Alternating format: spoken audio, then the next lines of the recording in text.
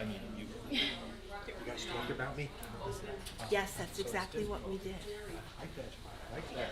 All right, Greg, I'm gonna start the record. Everybody, I'm gonna start the recording, so just be careful what you are.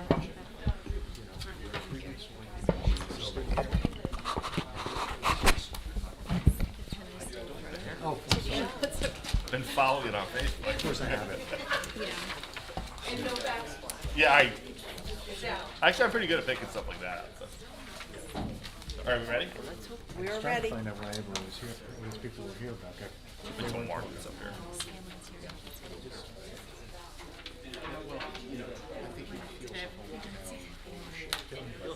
All right, good evening, everybody. Thank you for attending tonight's Borough Council meeting.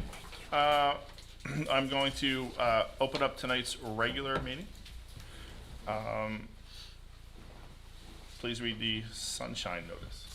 Pursuant to the Open Public Meetings Act, adequate notice of the 2022 meeting dates was published in the Courier News and Burnersville News on February 13th, 2022, and posted at the Municipal Complex in the Borough Library. Action may be taken. Thank you. Please stand for the flag salute. I pledge allegiance to the flag of the United States of America and to the republic for which it stands, one nation, under God, indivisible, with liberty and justice for all. Thank you. Roll call, please. Councilman Caminetti. Here. Council President Corliano. Here. Councilwoman Dietrich. Here. Councilman Lemma. Here. Councilwoman Murphy. Here. Councilman Sweeney. Here. Mayor Skinner. I'm here. Okay, public comments, 5 minutes per person on non-agenda items. It's the policy of the Borough Council that all public comments on an issue shall be limited to 5 minutes per person. Comments may be made on any non-agenda subject pertaining to borough issues. Comments pertaining to public hearings should be saved for that section of the agenda. There'll be no debating between residents. Comments should be addressed to the mayor and council at the public microphone. And when you do step up there, please state your name and your address. So opening it up to public comment for non-agenda items, anything that's not on the agenda tonight. You can speak now. Let's get this party started. Come on down. You're the one who was making all the noise in the hallway. Probably. I'm just also glad to be out. Yes, it's Yeah, good right. to be out. My name is Valerie Pulowski. Ho, ho, ho. In case you didn't know. I reside at 61 Main Street in Peapack, and I moved here in 1998. 23 years ago. I cannot believe it. There's probably a lot of people here that have been here way longer than I have. Way. But it took 23 years before somebody finally smashed into me cautiously leaving my driveway on Main Street. The car never slowed down. She never touched her brakes. She was speeding, clearly. I have cameras. She bounced off of my passenger side and flew into my neighbor's front lawn, crashing through their fence. This was in May, and their fence was just now replaced. Now, I have visitors who have come to my home and enjoyed being at my home as a guest and are leaving my driveway, and they're constantly being beeped at, yelled at, flashed at when they're going 25 miles down the road. So I took up the, proper measures of going to my police department, and the trusted police come and they sit in my driveway and take radar. It's wonderful. Those are the best days. So those measures work, and then I inquired and asked of the police department, and I've spoken on a couple of occasions to Amy for some of the ideas, and I'll apologize for my humor, but I think a lot of people that I've talked to in town kind of appreciated it, and I tried a humorous approach, but it wasn't legal.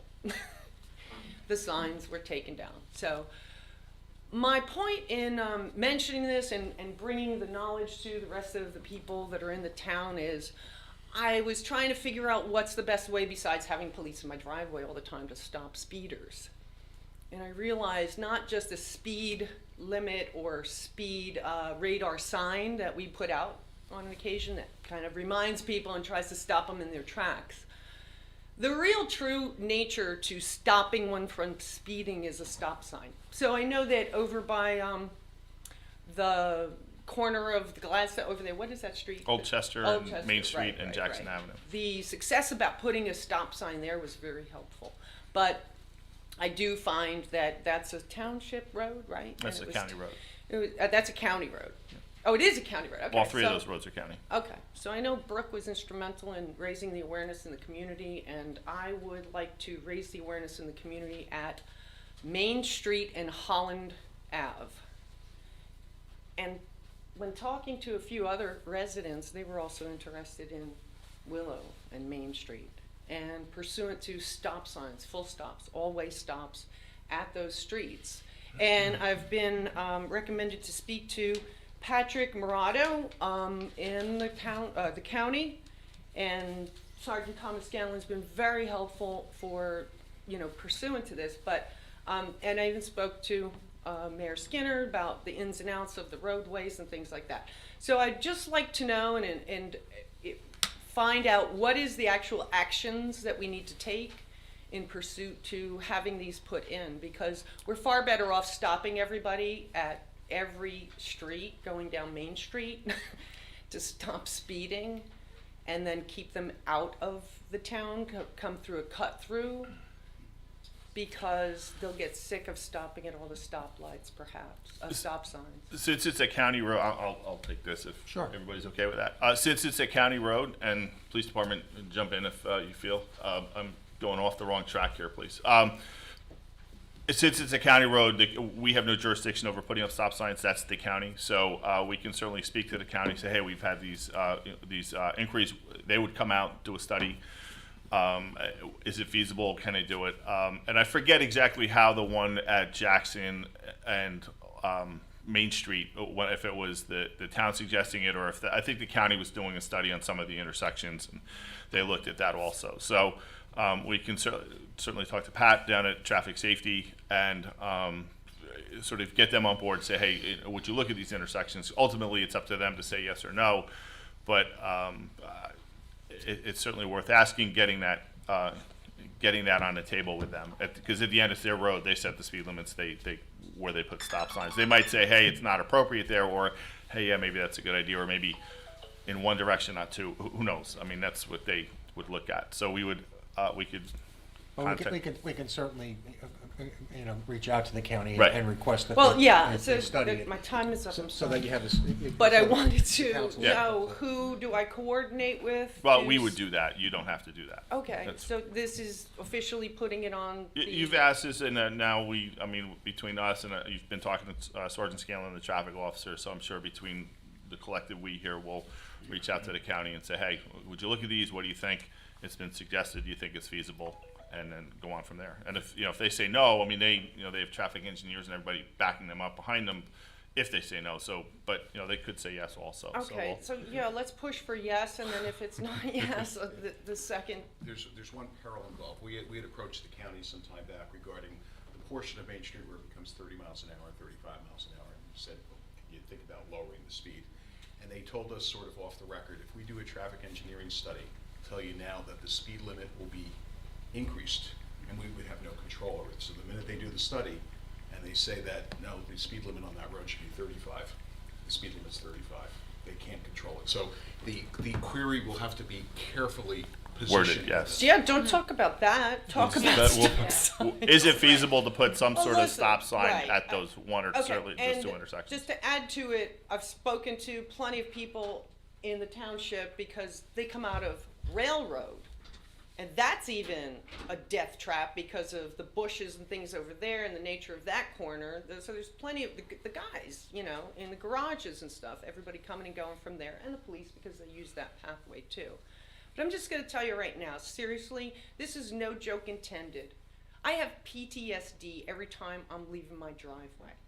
I put in a mirror to see the traffic 1 week before I was struck. And again, I was clearly in the road, no slowing down, no stopping, just slammed right into me.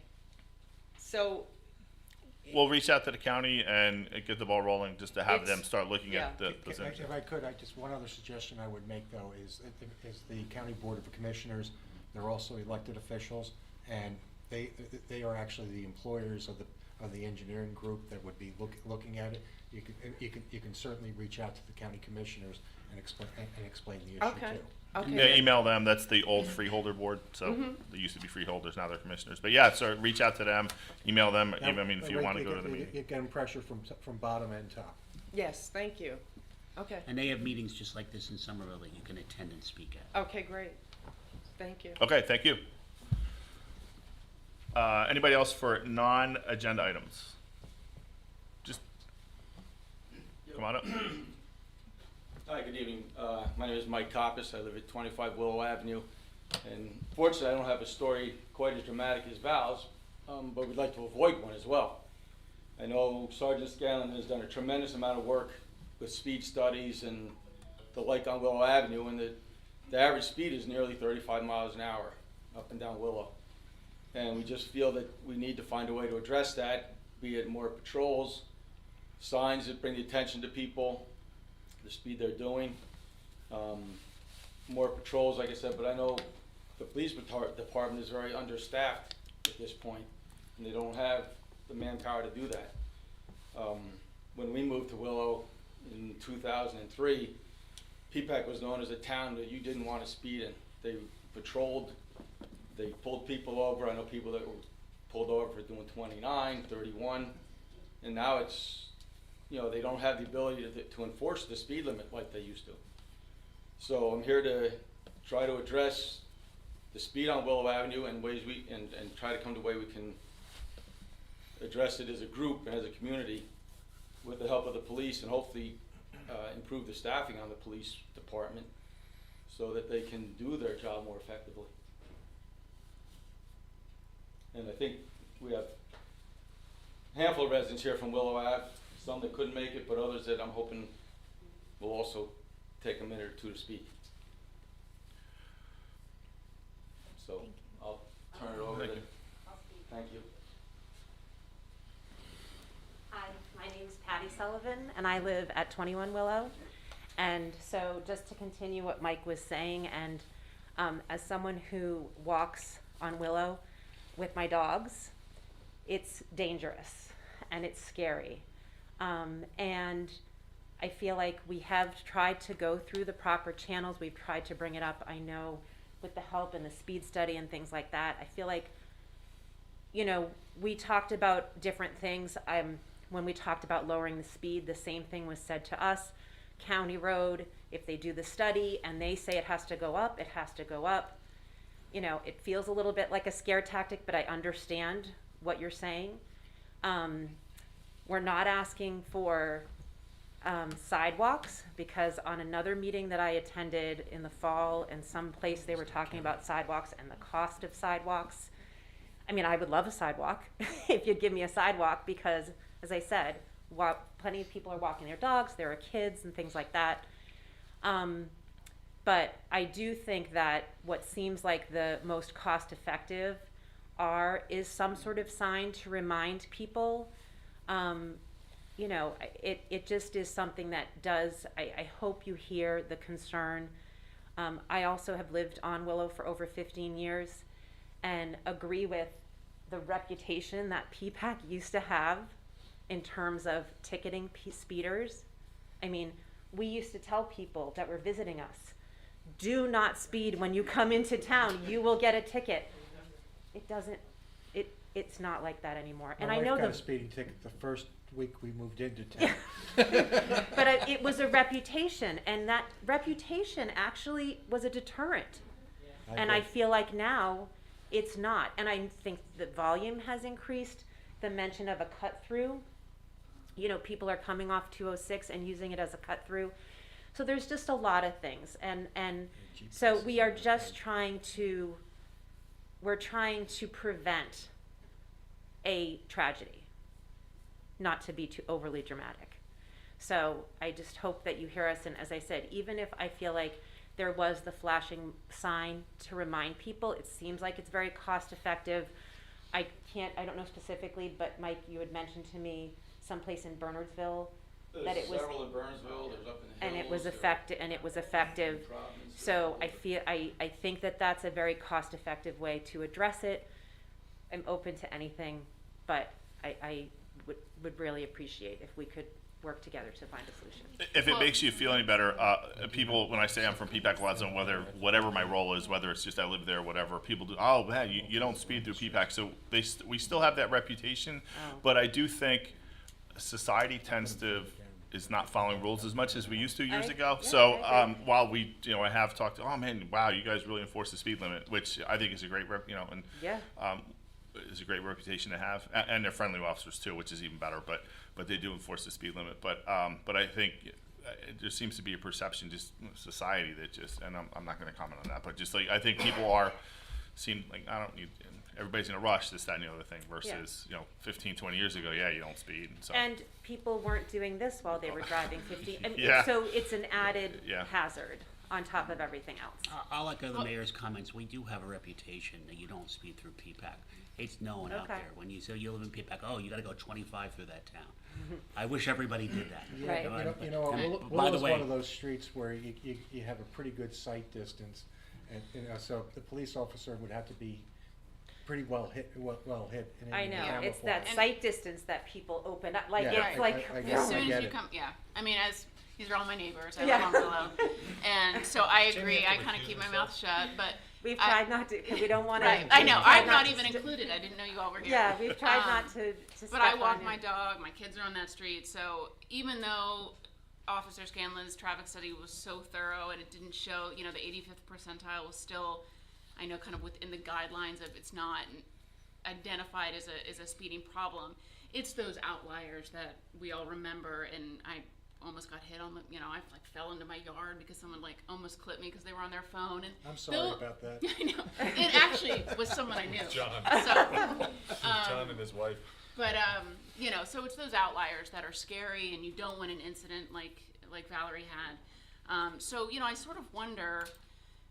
I had a conversation with GP today, and please correct me if I miss anything. But when we don't identify a speeding problem on a road, it's a little bit hard to then invest a lot of town energy and money to make changes when it's kind of a hard to identify problem when the numbers don't say anything.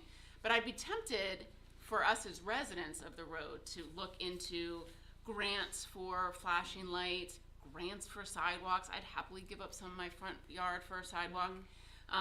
So I appreciate so much that all the neighbors are so involved in this, and I wonder if we kind of keep going.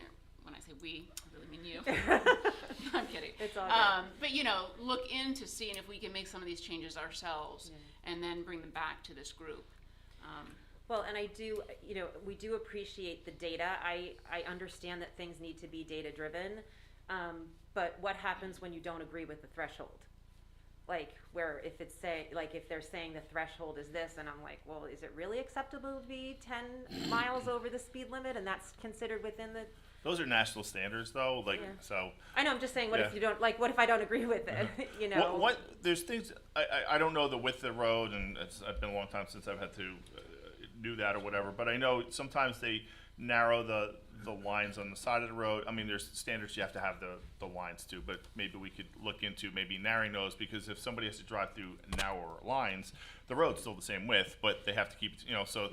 that's Like a visual deterrent. that's it. There I- are no The side optical like there's Right. There's There's, no flag no, on there's it. definitely no visual deterrent. So I mean, that paint's Yeah. cheap, relatively. Right. So those are. I'm not saying we're going to paint the thing tomorrow, but we Oh, could no. certainly look into that. Make sure that the distance between the center line to the fog line is what it needs to be. But maybe if we can stretch that and move it in so it's narrower, so somebody feels like they're driving through a narrower road when in fact they're not. And that's one of many things we're that can looking. be done. Yeah, we're just looking for help. your problem's well understood, and it's not unique to Willow. It happens everywhere in town. Yep. I live on the corner of Joan and Highland. People race down Highland at 40 miles an hour.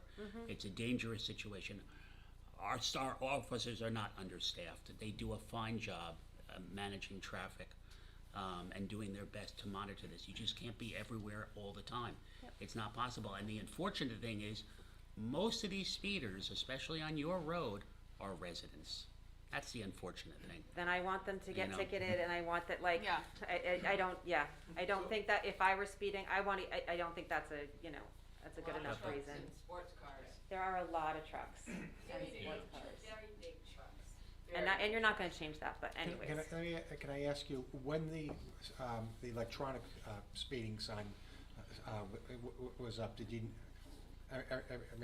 notice any You know, I'm difference? not- Because I understand that they do, that that there's data that they do work, but I'm just curious as to Yeah. whether you noticed any difference. So, I think that, I can't speak to, I was not standing in my yard and observing that. I know as a driver, if I was, sometimes you're thinking about something else, I get that, and that flash can bring you back.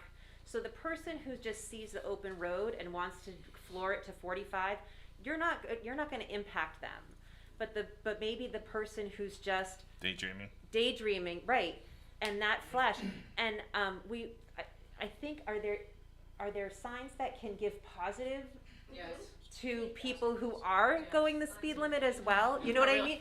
I'm all about positive reinforcement as a Right. teacher, like, so, anyways, but, Yeah. as I said, I know that in any place, not just on my, if I'm daydreaming and that, it's like, oh, wait, hold on.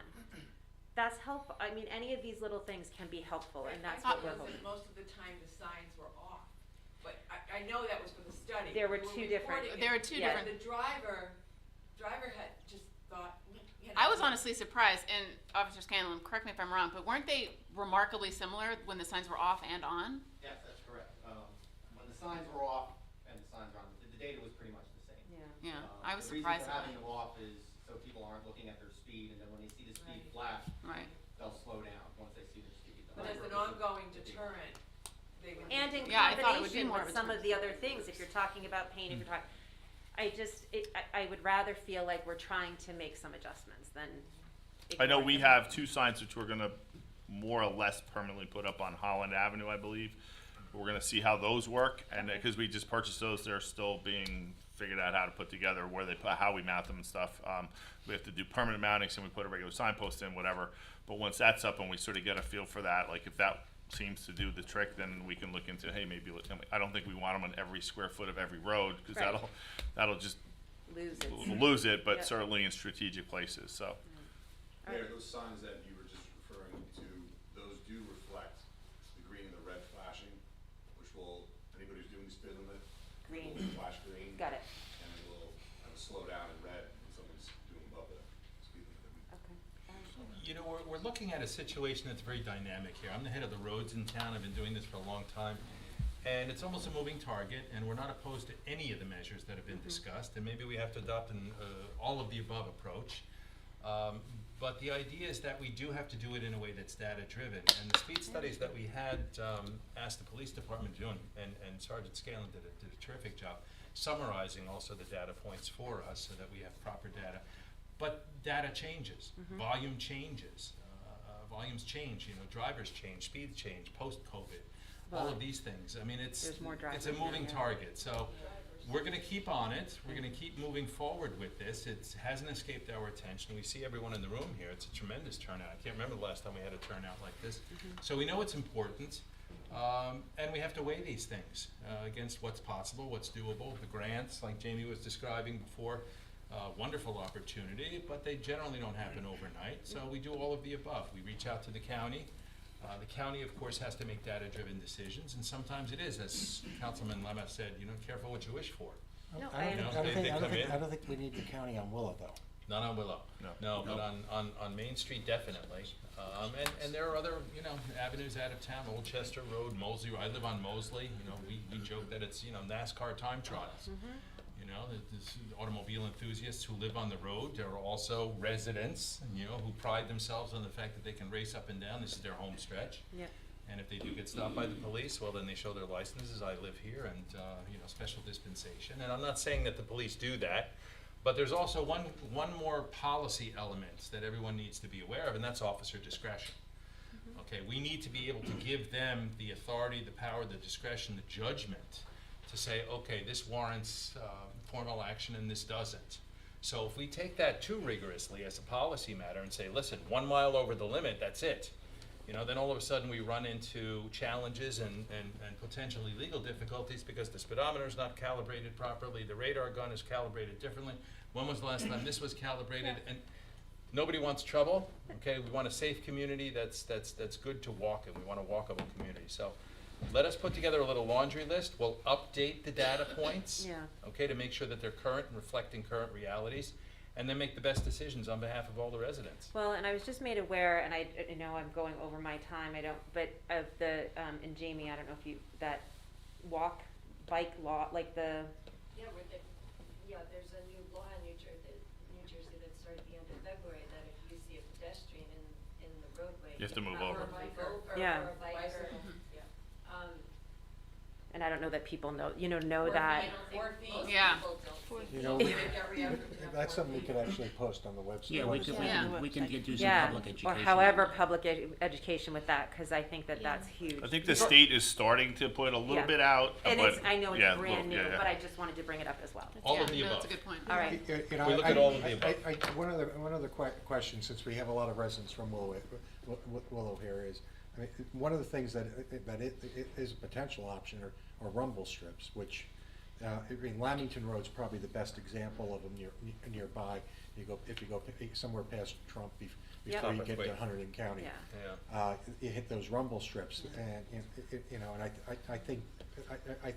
I think they could be strategically placed further down Willow, where people are coming, are ready to, they've already opened up as they're driving into town, so they might not be disturbing to the residents. Yeah, because But that was what- one of the things, but that what that is- was one of the So things that was said when that was one of the And that's, suggestions, to was me, that's a noise. real, that's a very economical, thing to do. But if it was beyond where the residents are on Willow, where it's that farmland, it would slow them down from getting up that hill, and could potentially be away from the residents, as you're saying, because noise was one thing that was brought up when that was. Yeah, I don't think you wanna hear that too. You don't- Exactly, exactly. I'm not saying you put them 500 feet from Main Street. Right. I'm saying you put them Yeah. further down the road, which is where people are opening up. Yeah. And they're just not slowing down when they get into town, or as soon as they see there's no police cars further down the road, they open up Yeah. in front of your homes. Yeah.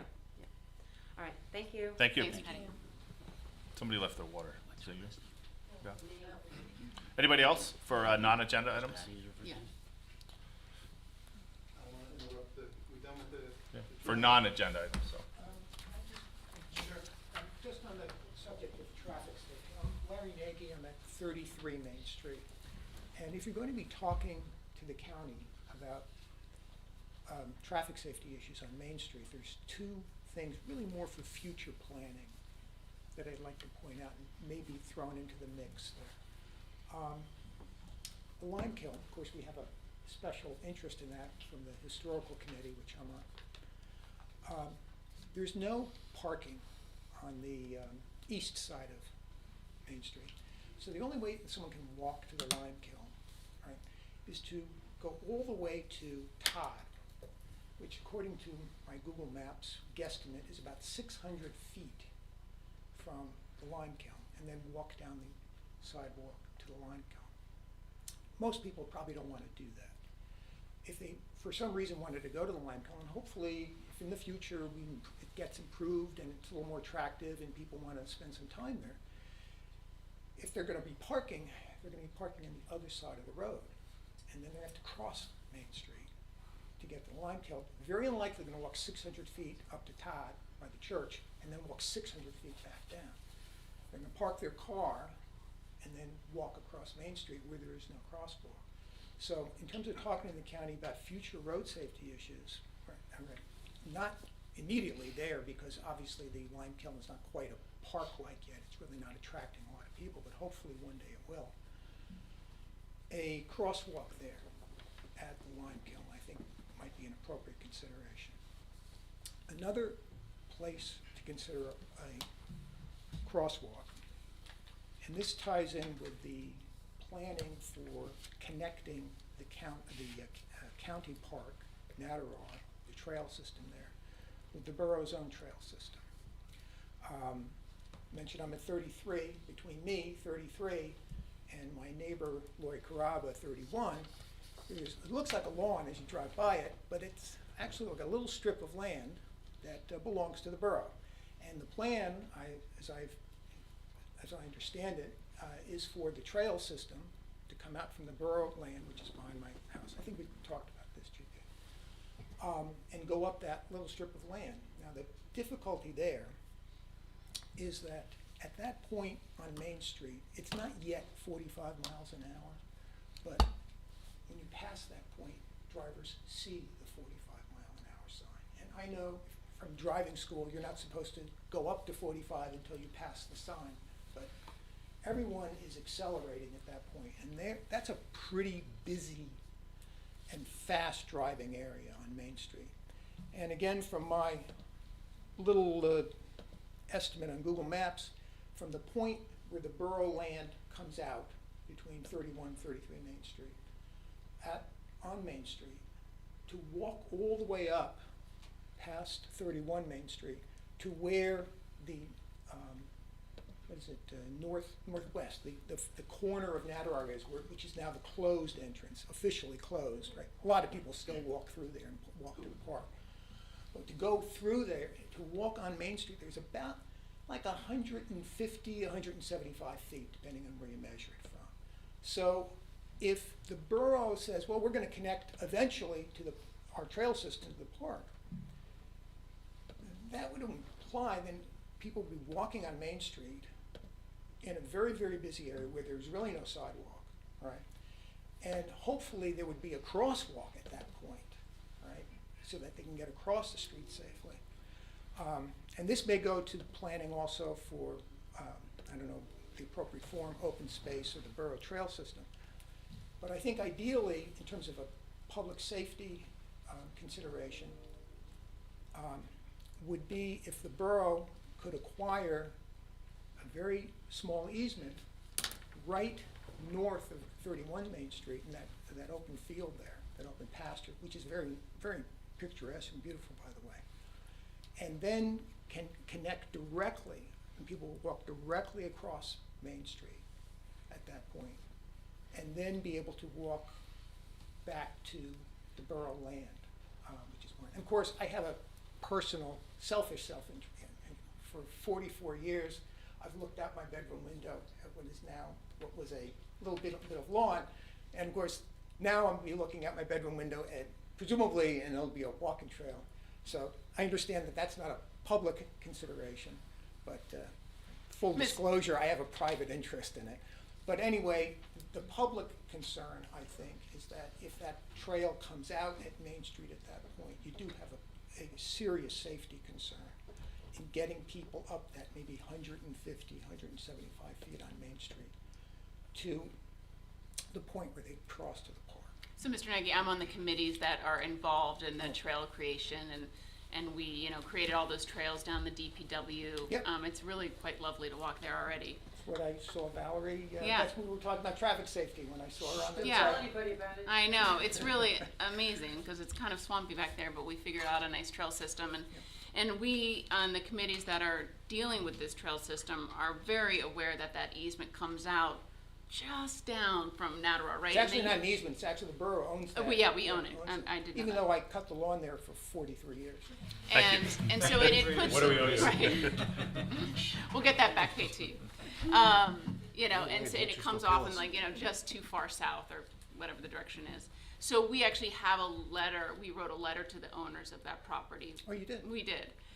We haven't heard anything, but that's our ideal. You read my mind, Okay, because to have good. a little strip, but it's absolutely out of our hands because it's private property. So if they don't want to donate or sell it to us, or then we're gonna have to figure out another solution. But our hope, fingers crossed, would be that they would give us a little strip of land for us to be able to create a walkway so you could cross right to that closed gate at Natterar. And we would obviously go to the county about a crosswalk. Yep, great, thank you. You're welcome. Thank you. Anybody else on non-agenda items? He asked first, what you wanna do? You both get 5 minutes, so. I'm gonna be very quick, and this is just on I'm Donna Bruton, and I live at 3 Willow Avenue, right here in Peapack. 36-year residents. The holidays are coming up in December, right? It's a ways away. The park is almost completed, and we're really excited about that. As you know, one of the significant things has always been the live nativity and the walk and the fire engine and the Santa and everything, and then the tree lighting in the park. I noticed that the big tree is gone. Is there another significant tree there? I know what we did last year was up here in the municipal parking lot, and it was just kind of a tree in a pot. Wasn't quite the same as having Santa come blazing down the street and then the lights go on. Is there any, I mean, it seems to me on our good old Willow Street, there's something, property been for sale forever, clearly a tree farm. Maybe we could get a tree donated from up there. If there could be someone in the area, and I think there is, that could dig it up. That could dig it up. Might even be in the room. Aren't you glad you came today? Oh, really? No, Oh, really? Because I know people are involved with the Rockefeller tree, you know, and all this, and the fairgrounds, and Look at that. and I didn't know this. I'm getting red, matching my shirt.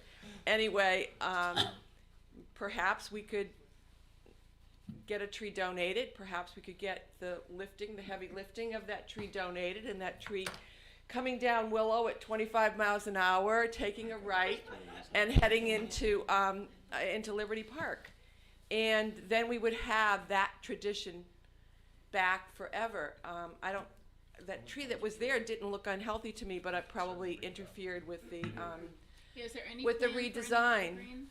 Are there any plans for Oh, yeah. evergreens? A Yeah, Christmas? Plants are coming in. The plantings are coming in the next couple of weeks. Okay. Right, and but I then- mean, this needs to be Big. You well, want- you not want a big Rockefeller one. Center, but something significant that's already has the significant growth to it. It's a good idea, and we can certainly bring it up with the landscape architect who Okay. designed the park project. That would be great. And see if, we're not creating any unforeseen or unwanted consequences downstream that we hadn't thought of, but Right. it's a good idea, Right. and I'll It's address just, it. it's really been part of it. I mean, the luminaries around the pond, you've all been there. Well, if there's not a big enough tree, this is just an idea. It has to be a If big there's tree. not a big enough tree this year or in the next couple of years while anything growth is coming in, I'm sure we've gotten trees donated before from the I Dower know, Farm. I know. And Oh, from up there? Mm-hmm. Yeah, Oh. we got trees the last 2 years for Lemkill. Anyway, we could put it on the new platform when you walk in. That'd be nice. Okay. I'm sure we're gonna have a tree So for the kids. just a thought, It's not too early to a be thinking holiday, about a Christmas. holiday And we'll let thought. Santa know about where he has to go. And then Santa, I know I just passed on the word the other day about, He's got helpers all over. Roll, He's yeah. listening. Hush, hush. These are secrets. Said his helpers know, Yeah. and I'm not an elf. All right. Anybody else? Mr. Rockefeller Center tree. I figured that out. What a setup that was. I know it was our local friend who does Rockefeller Center. I didn't know I was sitting next If we don't know who you are now, we certainly will know in a minute. So. Right, I'm Guy Torsaleri. Yes, that was gonna be my guess. Hello, I'm Donna. Hi, Nice to Donna. meet you. My office is at 265 Main Street. I don't live in town. Been here all my life, though. I want to talk about the park real quick. I sent you guys an email earlier this evening. I am doing this to help the town, not to hurt the town. I have serious questions about what's going on with the park. Do we have a new completion date for the park? Nancy, you want me to address that? Sure. The completion date? Do we have a date certain in the calendar? No. Do we have a pretty good idea that will fall within a few days one way or another? Yes. We're looking at likely by the end of April, beginning of May. Okay. Again, I question the supervision that's taking place in the park. I think we're woefully under-supervised. Don't take offense to this. I know you're all volunteers. I hope you guys gave yourself a big raise in executive session. But we have serious supervision problems in that park. I sent you the email, two just real quick examples.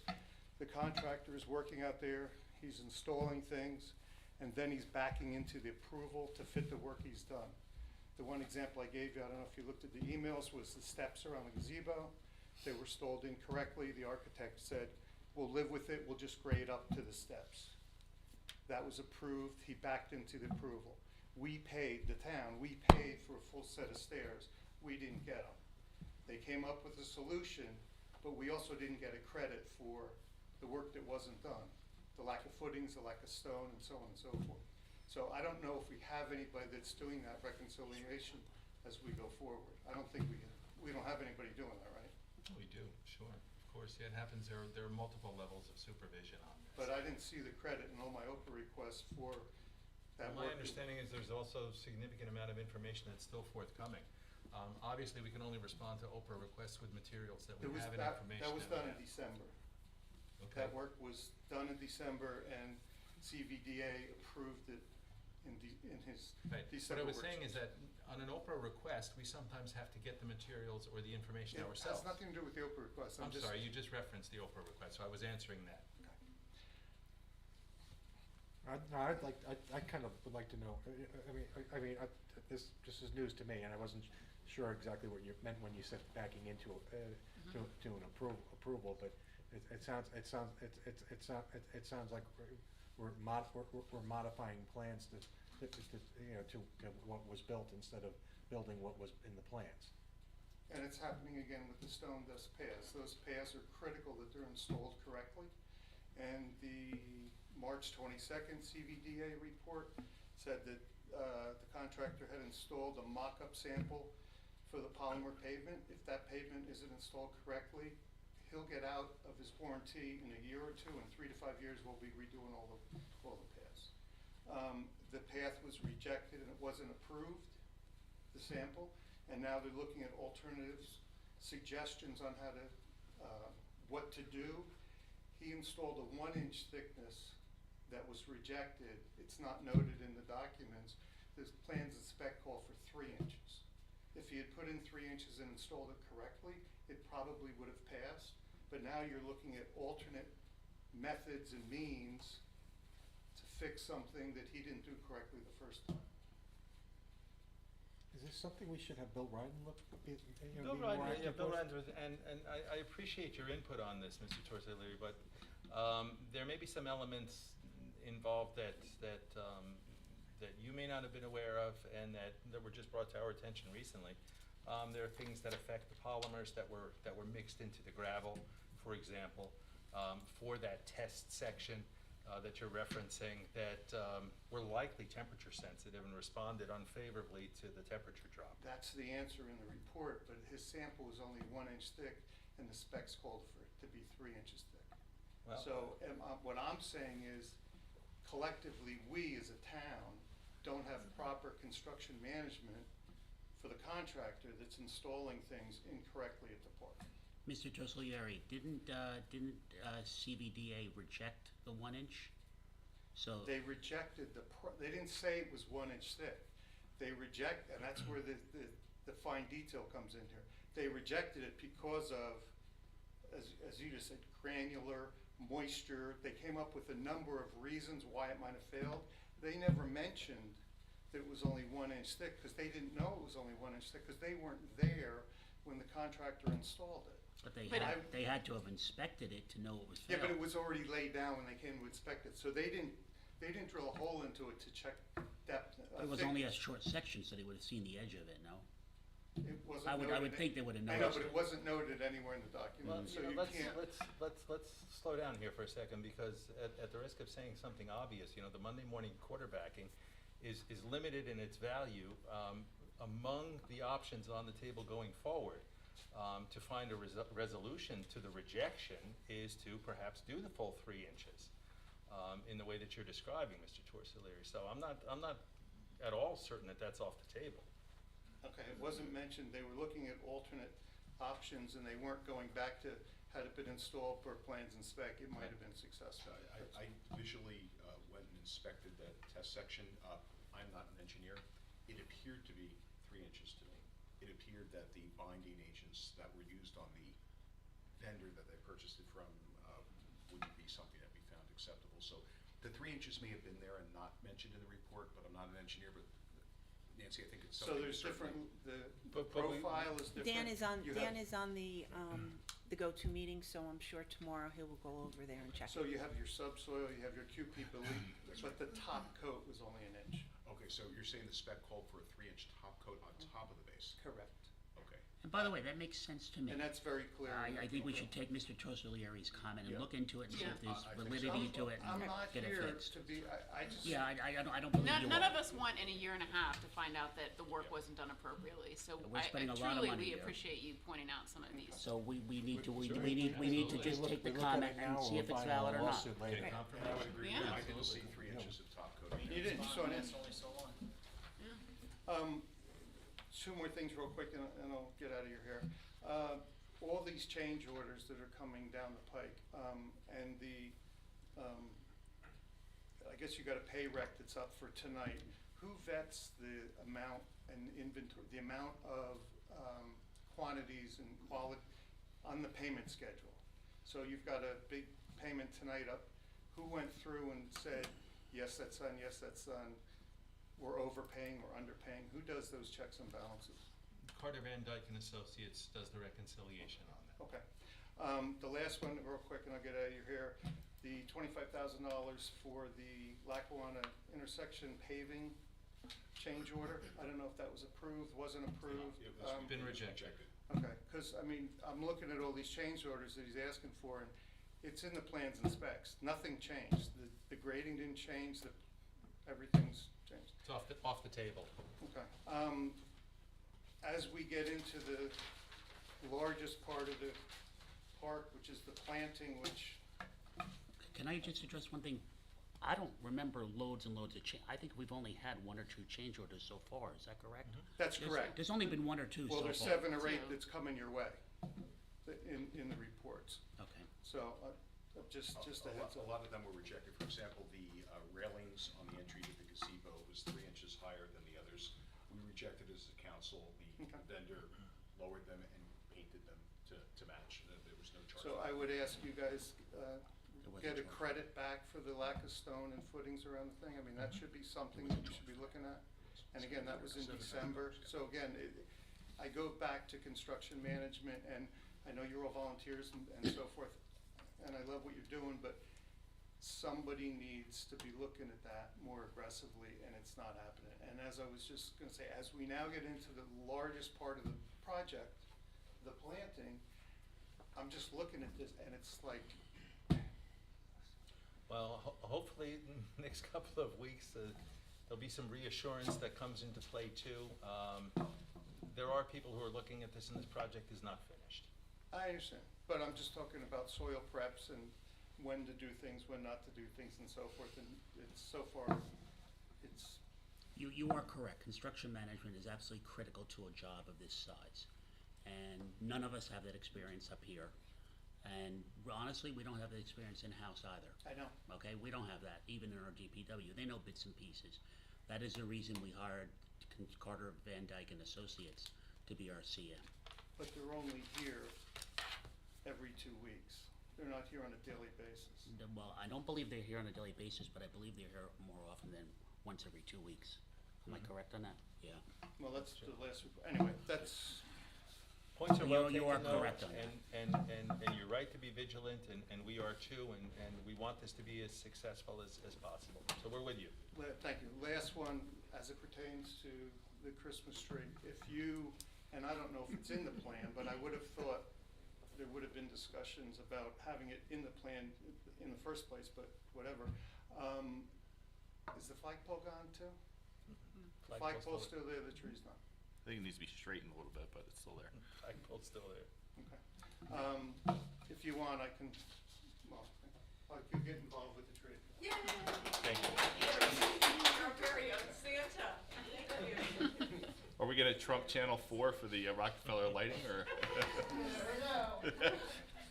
Thank you. Maybe the truck going to Manhattan could just get misdirected. We've done that before. Anybody else for non-agenda items? Yes. Huh? Get out. Oh, go ahead. Hello, John Kuchis, 24 Willow Avenue, Peapack. Just want to kind of echo what the rest of my neighbors probably shared about Willow Avenue and the speeding. And I saw the reports. I've been on the other meetings. I drive my kids to school. Like, we drive back and forth like 5 days a week, my wife and myself. It's definitely a problem, right? I even pull over now because I'm tired of being tailgated. And I don't know if there's anything to be done, even in addition with Far Hills and Bernardsville, because a lot of this, and even just maybe more awareness with our town, right? Because the sad part about this is these are our neighbors, right? It's not like people driving through, trying to cut through to get to work and racing. Like, I end up in line at my kid's school with the people that almost drove me off the road, right? And even when I pull over and not so slowly, right, and kind of rapidly, because where people kind of maybe get the picture, you're just way too close for no reason. It sometimes works, like, because I see these people on a daily basis, right, and they do back off and slow down because I think they kind of get it. But it's just sad that this is like folks that live in our community with kids and all the kids that ride bikes and walk, and we have so many folks we know on the weekends, right, that ride bikes and use our community, right.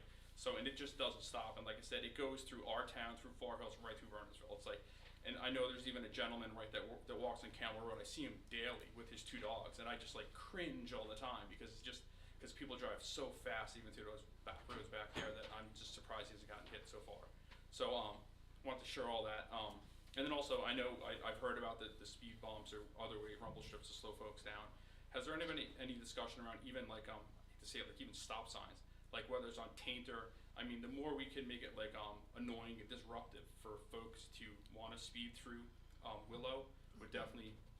It's going to obviously push it to other roads in town. It could push it to other roads, but it could be another way to slow people down, right?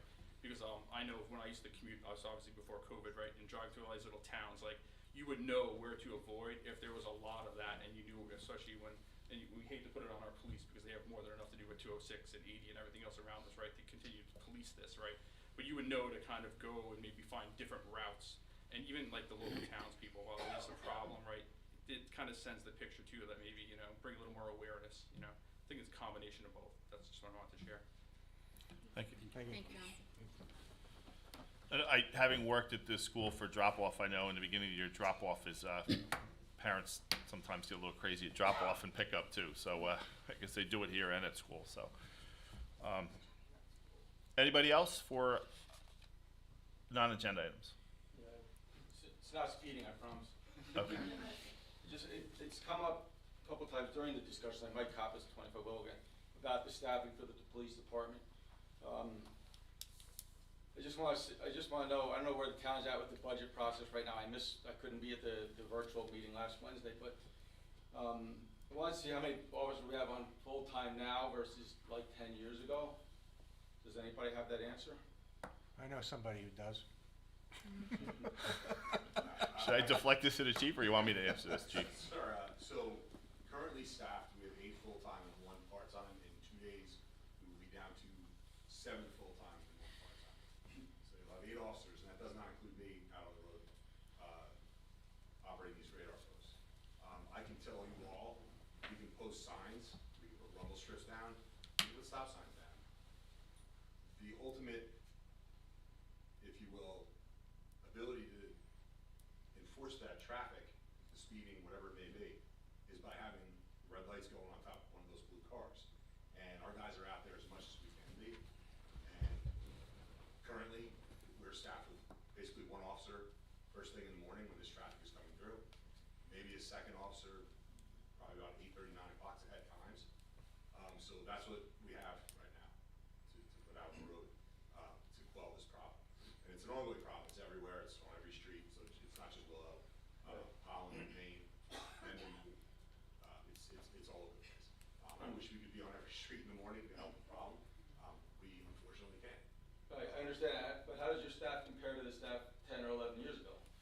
So at one point, I started here in 1999, and the most staffing we had was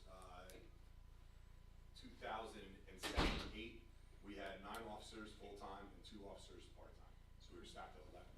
We are currently staffed, as I said, it'll be 8 full-time officers right now, and then 7 in a couple of days. Okay, and the population of the town has done what in that time? Decreased. Has it significantly by 30%? No, it has not gotten, I mean, it's actually, I mean, I would call the population flat. But, you know, but I hear what you're saying, because I think we need more officers. there are things that are gonna be happening in this town in the next 10 years, which may change that Right, I mean, population. Nattawar, every other day, there's people getting broken into a Nattawar, there's stuff on 206 with people getting stopped with alcohol and drugs, and, you know, these guys are overworked. And I think that the council really needs to address the budget for the police department. Come to the budget meeting next week. Yeah, we, Okay. on the We're having- 6th, Which- Thursday. Thursday? Thursday. April 7th. It's It virtual. will be, it will be remote. All right, I can still do it. Yeah. All right, thank you. We're doing a budget meeting remote, just so you know. It's easier to throw spreadsheets on the computer than it is for all of us to stare at that screen here, so. Okay. But our regular meetings are in person. The budget meeting, we figured was a little easier, because a lot of spreadsheets, so, Great, appreciate it. Thank you. thank you. Anybody else for non-agenda? Okay, closing that part, moving on to old business. Any old business? Any new business? I have two things for new business. Number one, I don't know if anybody saw in the newspaper, but Gerald Palmer, a former resident of our town, also a member of the fire company, former president, was also the scoutmaster for Troop 57 for many years. When the scout troop was resurrected in, I don't want to date myself, but 1975, 76, I joined the Boy Scouts, and he turned that program around. Phenomenal Boy Scout leader. There's quite a few Eagle Scouts that live in town. Unfortunately, I'm not one of them. He just passed away. So when you think of scouting, certainly in the 70s and 80s, GP, I know you weren't in scouting, but you probably, I mean, you knew a lot of us that wanted were. to be. Yeah. You know, when you thought of scouting, it was Mr. Palmer. With that in mind, I would like to talk to the council about naming the scout cabin in his memory after him, like we did for, well, Diane Becker's still with us, but we, you know, named the gym after her for all her service. I think it's definitely appropriate that the scout cabin be named after Gerald Palmer. Sounds like a nice idea. All right, so we'll make that happen eventually. So, okay, thank you. Number two, very quickly, the municipal building, should we lose electricity, has a propane generator, so that powers all of the building. I know there was talks in the past, years ago, when I was not mayor, about when I was with emergency management in the police department, to change that from propane to natural gas. The reason being, I forget which storm it was, if it was Sandy or Irene, but we were setting up our emergency operations center because we lost power in town. Then the propane tank ran dry. We lost power in the municipal building. We had to shift all of our operations temporarily for a couple hours to the firehouse, which is a natural gas generator. Then we were going to switch over the generator to natural gas here at the municipal building. I guess that's dropped. I've been on the council for almost 4 years, and I know we haven't discussed it, and even before that. So I think we need to look into, I would recommend doing a dual fuel propane and natural gas, relatively easy to do. Natural gas, obviously uninterrupted supply, comes through the PSE&G gas lines. However, if we are in an earthquake area, if we have an earthquake, or I think we have to worry about cyber attack too. So if the gas system is shut down, we could just flip a switch and it would run on propane for a while. So I think we need to, it behooves us to look into those things. I will talk to Dan tomorrow and we'll have him Perfect. start looking into I that. know it's not gonna happen tomorrow, next week, but I think Right. it's No, pretty important. I'll talk to him tomorrow and we'll Craig, start my looking into understanding that. too is to do that is more of a piping issue than it is a capital investment in a new generator, so Yeah, I think generator's fine. I think it's just. might be a very economical way right. to get some added safety. I think it's a good idea. I think what happened with the propane was the gauge read one thing and it wasn't reading correctly, and that was a good exercise in having to move your operation, but. And I had heard, and maybe this isn't true, that there's never been a natural gas outage in New Jersey, so. I'm not too worried about earthquakes, but, you know, We had pipe, yeah, we've had them, but we haven't had damage like that. It's a good idea. But certainly, there was a gas pipeline in central US that was shut down for a couple days or a week because of cyber. So I think, that could happen, but anyway. All right, any other new business? So why don't we just have Dan get a quote on it? Yeah, so he's working on it, so perfect. I wasn't looking for a resolution tonight, just Yeah, no. miscellaneous discussions and approvals. I have one, basically question, and John, you might be able to answer it, about open gym. I've had a few residents ask me about whether that's gonna come back. I have a 12-year-old home who constantly asks me if that's coming back. So do we have any insight on whether open gym is gonna be? We've had some discussions with the rec commission on that. The issue always comes back to when open gym got shut down, there were problems because you had kids in there unsupervised. If, so if we, what we need to do, really is that, to have that open gym like before is, we need to get people to sign on to be, to be there, when the kids are in the gym by themselves. A, somebody may get hurt. B, there's a lot of things on that stage that are, attractive nuisances, which are also, and, it could also be, we would lose our Christmas decorations if people got, had a mind to be vandals.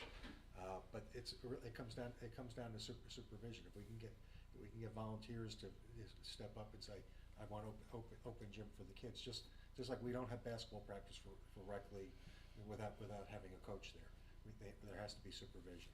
John, right before COVID hit, we had a number of incidences in the gym that we needed to deal with. We had some damage, we had people up on the stage fooling around, we had unsupervised, I think one child got injured.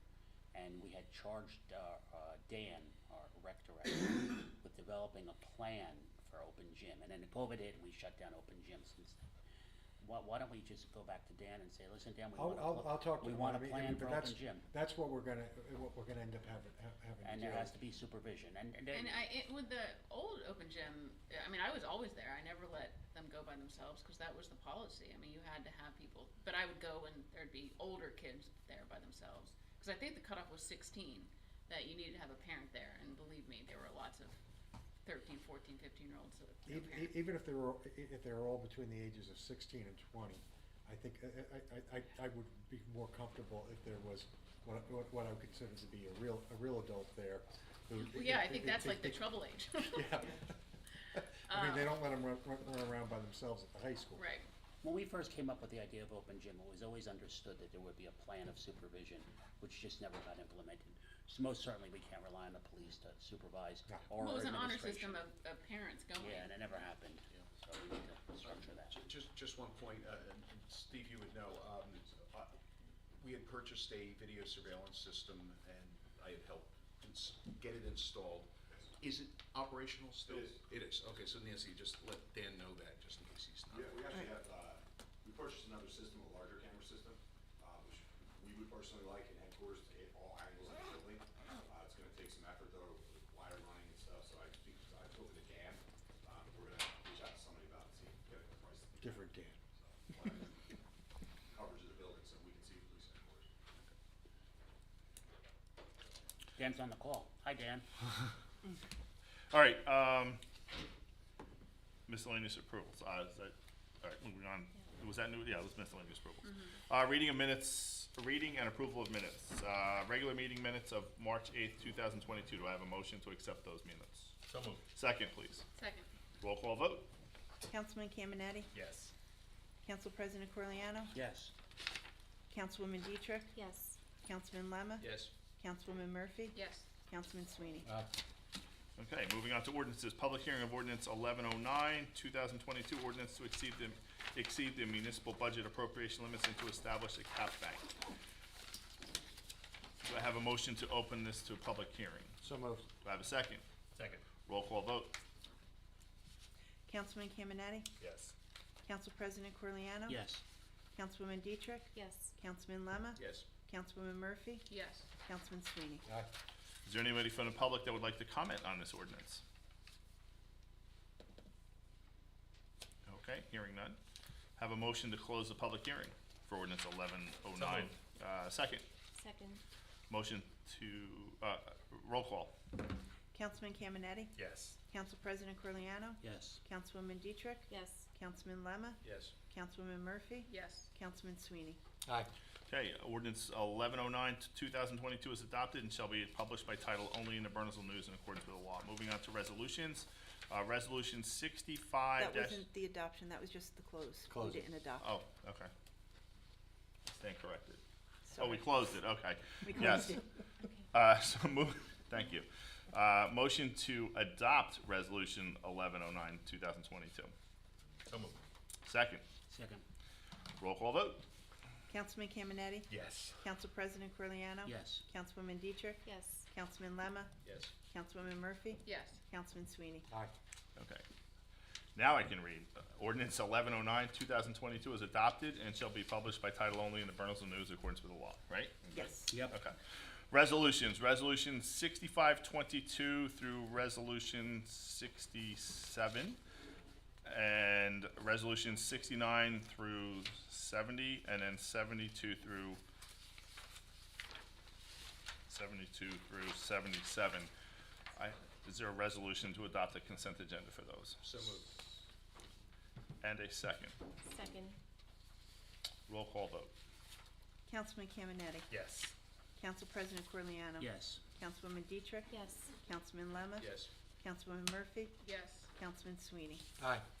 Resolution 7122, resolution to approve purchase and installation of backflow prevention assembly per the New Jersey. Greg, can I stop you for a second? Sure. We passed over, I asked Nancy to leave 6822 on the agenda, the special use permit for Cafe Azur. And the reason I asked her to leave that on the Okay. agenda was I wanted to have a discussion, even though the application's not complete in term, because notice hadn't been given. I mean, I'm looking at this and saying, if there's not an emergent situation right now, I would want to give it to we have the discretionary power to send it to the land use board for them to review. So maybe save the applicant some time if we can agree to direct the applicant's attorney to file it, and, with the land use board hearing it, because, I mean, frankly, that body is set up much better to have a hearing on, on the issues that are It's associated. a non-emergency situation. It's a I'm zoning- fine, I'm fine with Yeah. that, and I It's a think that's zoning where it issue. belongs anyway. Yeah, I It's not an agree. emergency or a special situation. It is not short The term. concern which was raised by their attorney was that if it goes before the land use board, it will not get reached in a timely fashion, and they're seeking to have this approved. Well, he from didn't now send until out notice to the September. landowners, so timeliness is on him now. So that's Well why said. that's why I think they asked for to have it rolled back to the. All right, so we'll push that to the land use board. We're not dealing with, a situation where they're only allowed to have 25% capacity indoors. I mean, frankly, I agree with, I agree with Mark that it really probably should be a use variance as opposed to a special use. The This attorney is for not a the special applicant should use. know that. He knows that. I mean, they could do it that way, but it's a Band-Aid. They can't do it, this would be their second special use. I don't think they can do a third one on top of that. They would have to do a variance at that time. A special use is an emergency or a temporary application, like having a tent put up for a wedding on your lawn over the weekend. It's not for That's something like unique. this. Yeah, it's unique. This is different. So we have consensus that, that. Push it to land use. It just, John, I don't know whether it's you or Nancy should notify their attorney that, we're exercising our discretion to defer to the land use board. We can both. Yep. You can send an official letter, and I can reach out to the Good attorney. Okay. Okay, sorry about that. Okay. Resolution 7122, resolution to approve purchase and installation of a backflow prevention assembly per the New Jersey Safe Drinking Water Act at Borough Hall. I'll get a motion and we'll talk about it. Motion to approve resolution 7122. Second. Second. All right, you had something? Okay, so I asked the mayor to pull this one, to separate this one to discuss. I'm seeing that we have quotes of $12,000 to install backflow prevention in the municipal building. Now, I am not aware that this is required under the Safe Drinking Water Act. New Jersey American Water has been sending notifications out to certain users requiring them to put backflow prevention systems in their buildings. As you can see, at great expense. How do I know this? I own a building, I manage a building that they sent a letter to. So New Jersey American hired a company, they're located in Summers Point, New Jersey, to enforce this.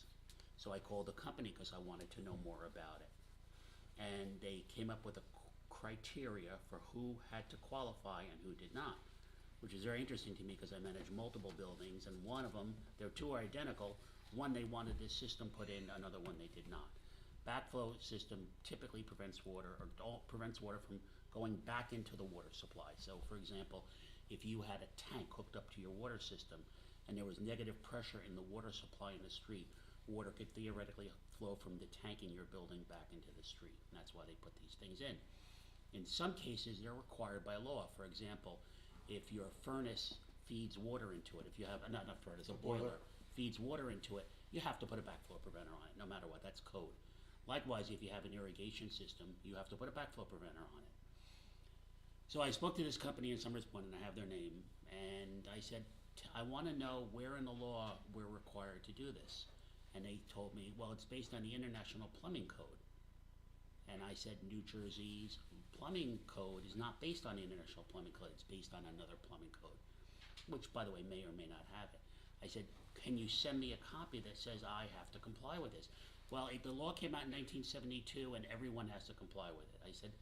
I said, so my building that was built in 1963 is a pre-existing non-conforming. Why does it have to apply? You have to conform. They couldn't give me the right answer. I said, send me the law. They never sent me the law. I gave them my name and address and such.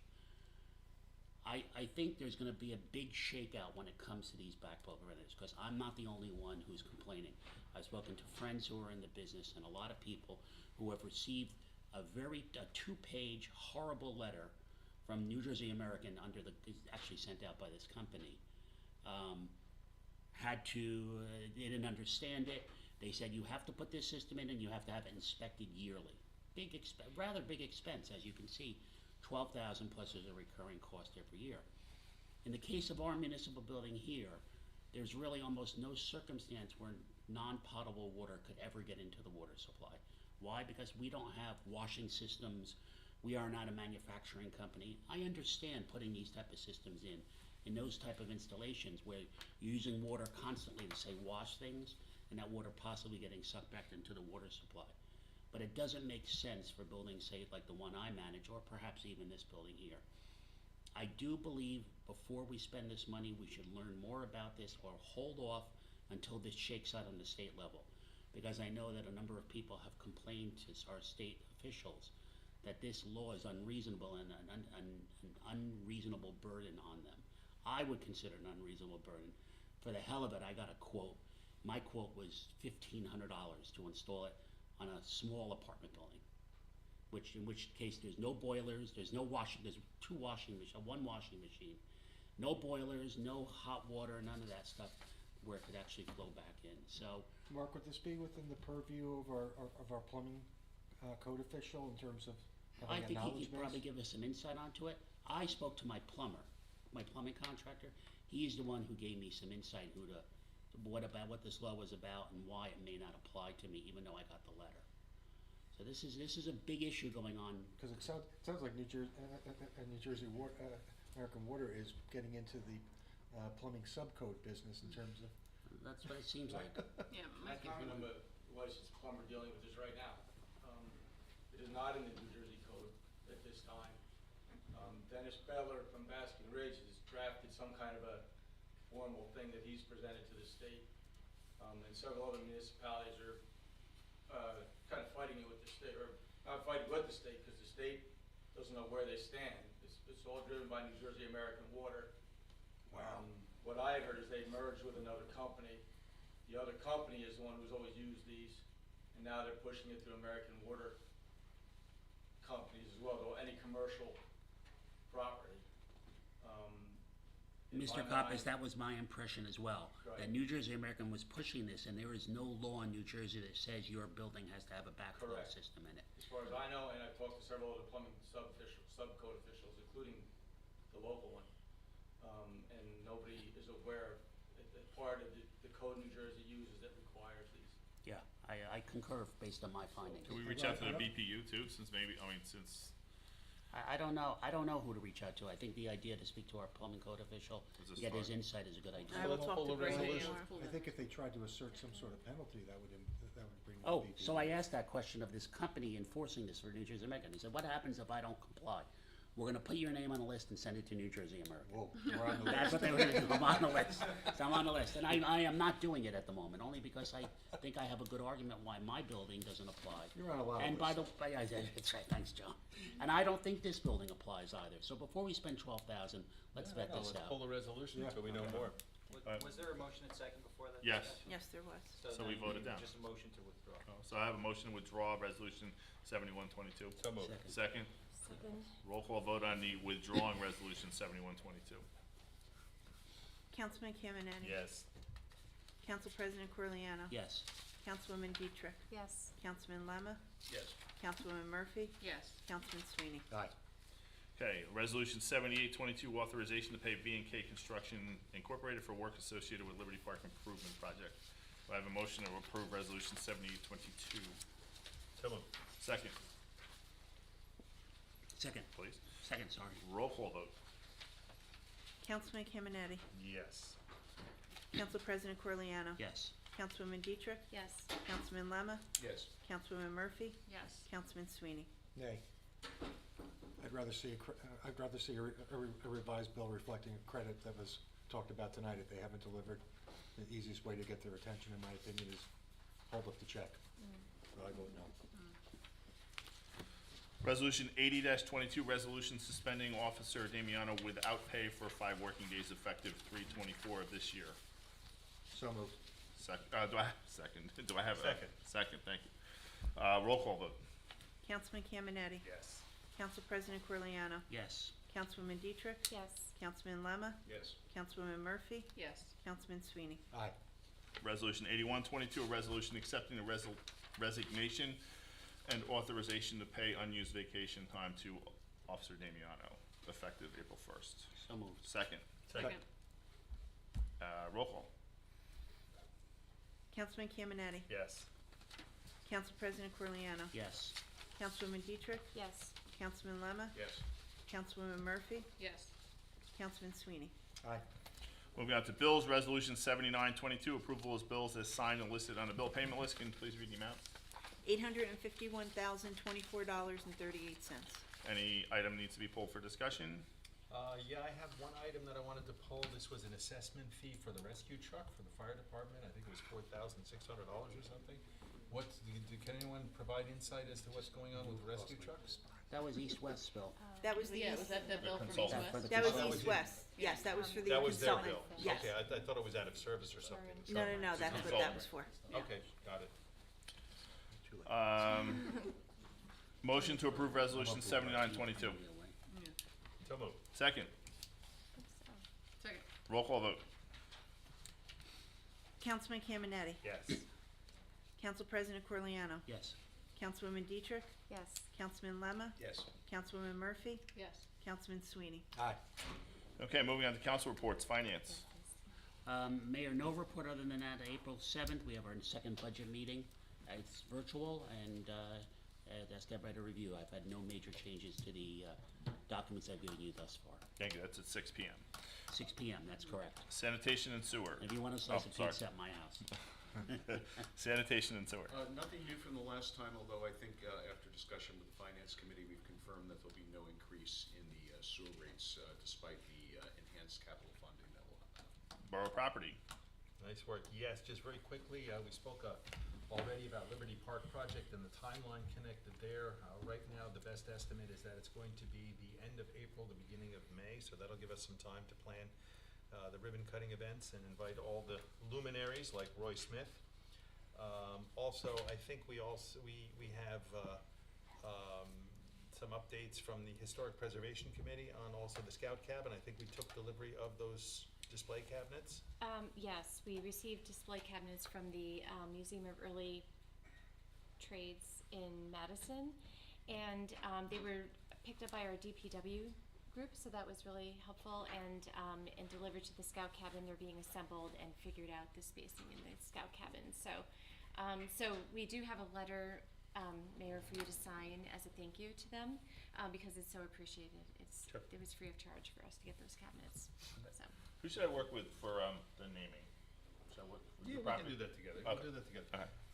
Nancy, do we Since you're have public Scout any updated quotes or timelines on the other work to be done at the Scout Cabin? I know that we had some things outstanding, insulation, roofing. I have not heard anything heating, from cooling. Dan, so I'm not quite sure where he's at with that. But I know he was working on getting those. I'll reach out to Dan then with your Well, I have a few things to talk to him tomorrow. I'll talk to him about that also Okay. tomorrow. Because in a perfect world, we would, have a big coming out party for the park and the scout cabin and everything else. Doesn't look like the timing's gonna be perfect, but let's see what we can do. Okay. Fire and first aid. That's it for property, sorry. Yes, yes. Fire and first aid. No real updates, but as you saw in our consent agenda, we did get approval tonight for the purchase of for our truck. So hopefully they'll do a pre-construction meeting. As soon as we get out the deposit for them, they'll start with the pre-construction meeting. Great. Police? Two items. First is that we have been served with an arbitration notice by the PBA, so we'll be going to phase 2, if you will, of the collective bargaining. Everyone on the council's aware of it, but that's now a public issue.